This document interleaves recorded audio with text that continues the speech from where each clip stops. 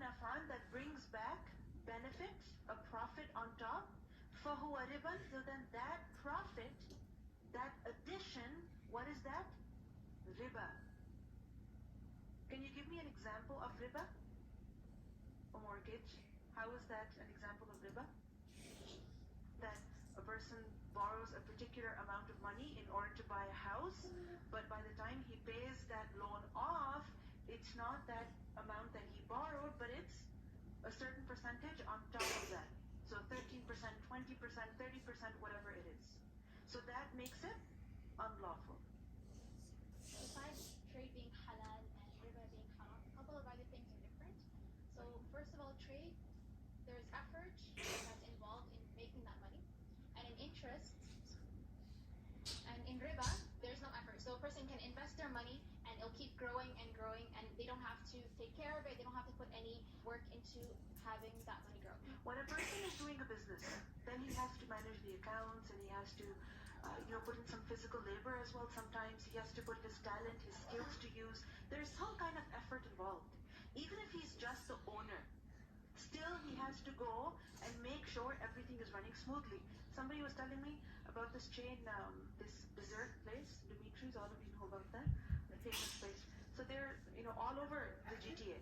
And somebody was mentioning to me that the owner, he goes around visiting different stores all over the GTA throughout the day or throughout the week. Why? To make sure that the business is running properly. I mean, he doesn't have to manage it himself, but still he's invested his money into it, and he has to go and make sure things are running smoothly.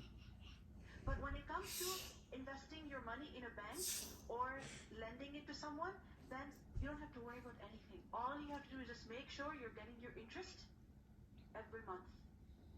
The stocks, it requires intelligence, but there's also risk involved in that, which is why as long as the stocks, meaning what you are trading and buying and all that, as long as that is permissible, then many scholars allow it. Because you're using your skill, you're using your talent, your mind, you're constantly checking, and at the same time there's a huge risk involved, which is not involved when it comes to riba. You've just kept $10,000 in the bank every month, you're getting money on top of that. You've lent $100,000 to someone every month, you're getting money on top of that. So there's no risk in that. But in stocks, there is risk. And the next point, time, intelligence, skills, which we just talked about. And in riba, only the wealth is used and it keeps growing and growing. And in compound interest, there's interest upon the interest.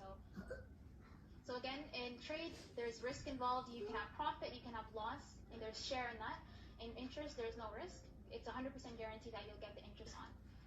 In trade, there's no fixed profit, and in interest, there's a fixed profit. So 1 year you can have more profit, 1 year you can have less, but in interest, you have that 5%, 8%, and it's always guaranteed. For trade, once the transaction is carried out, the profit is settled. It's a one-time thing. And in interest, it's constantly gaining profit, yearly, monthly, it's continuous profit. So similarly, in trade, there's a payment and a transaction that's happening, and in interest, there's constant receiving of profit. So for example, when it comes to trade, you have to keep putting more and more of your money into the business.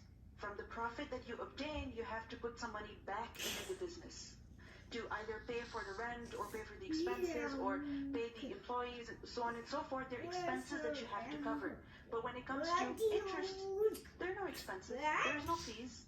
You're just eating. You're just constantly getting. This is just later. Also in the manner that the money is given, for trade, it's halal and it's given with understanding. So you give money and you get service or you get a product and you're happy with your transaction.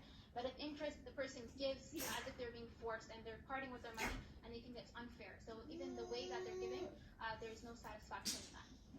For trade, there's physical, mental activity, and interest, laziness. The money just keeps growing, so there's no real involvement in that. Trade would create economic activity in society, and interest would stop circulation of wealth. The money is concentrated in certain parts of society. And also in terms of socially, if interest and loans especially, you'd find people who have their house on mortgage, their furniture also on loan, their car. So a person would live in like an alternate reality where they can't afford, but also they're living as if they can afford, but they can't. And everything that they own is actually on a loan. And it's even worse for them because although they can't afford the specific thing, but more than that, they're paying more interest on it. The thing with interest is that you, for example, with a credit card, a person manages to buy what he wants immediately. Or with a haram loan, he's able to get what he wants immediately. It helps you fulfill your desires immediately. But in the long run, you're paying more for the things that you want. Something could be $200, but you don't want to pay with cash. You pay with your credit card. By the end of the month, your bill comes, you don't pay the $200, you pay only $100. But then the interest, comes in after some time, and then instead of paying $200 for that object, you end up paying $250, $220. So in the long run, you're paying more for the stuff. Things are more expensive for you.